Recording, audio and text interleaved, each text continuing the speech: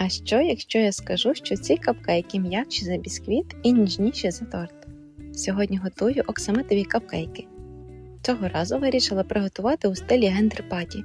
Ніжні рожеві і блакитні, з кремом у середині і повітряною шапочкою зверху. А ти можеш приготувати у класичному червоному вигляді.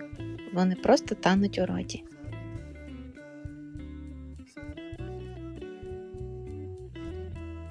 Для початку відразу розігріваю духовку до 165 градусів і підготую форму для капкейків. У цьому рецепті дуже важливо, щоб усі інгредієнти були вже кімнатної температури. Так тісто буде по-справжньому оксамитовим. Починаю замішування тіста. У миску додаю 140 г м'якого масла. Якщо масло занадто холодне або занадто розтоплене, тоді текстура постраждає. І також 120 г цукру. Збиваю до світлої кремової маси мінімум 2-3 хвилини. Саме повітря у маслі додає ніжної текстури. Тепер додаю 70 мл кефіру. Він робить випічку м'якою, вологою і з крихтами, ніжною і оксамитовою. І капкейк буквально тане. Ванільний екстракт 3 чайні ложки. І 4 г какао просіюю. Какао тут не для кольору, а для легкого шоколадного відтінку. Він теж створює оксамит.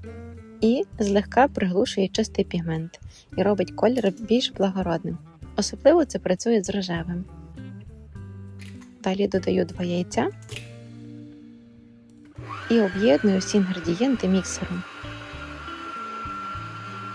Тепер додаю у 200 г порційного борошна 8 г розпушувача та дрібку солі. Сухі інгредієнти перемішую і додаю до масла.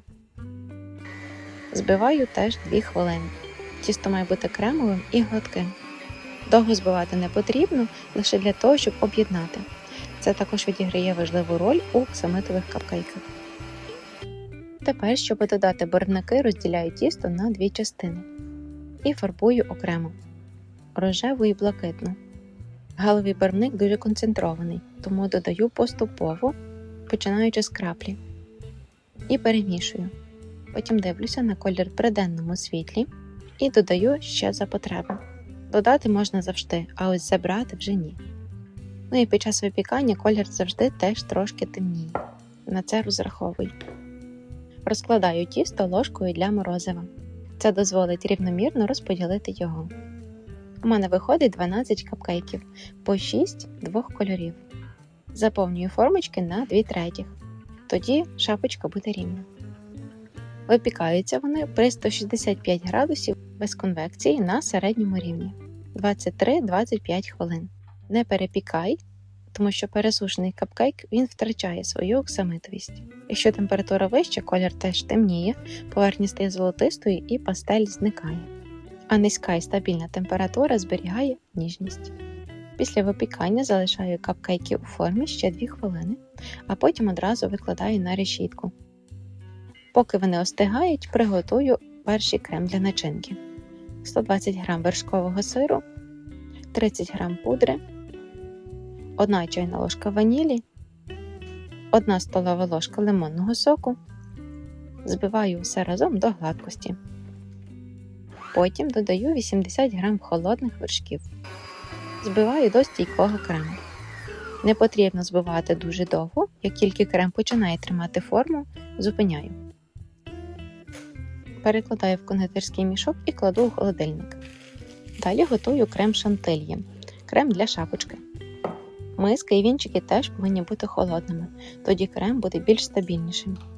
250 г холодних вершків, 30 г пудри і ваніль. Збиваю до стійких піків. Також дуже важливий нюанс – жирність вершків.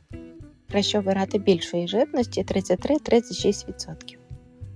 Перед формуванням капкейків потрібно вийняти серединку кондитерською насадкою або ножем.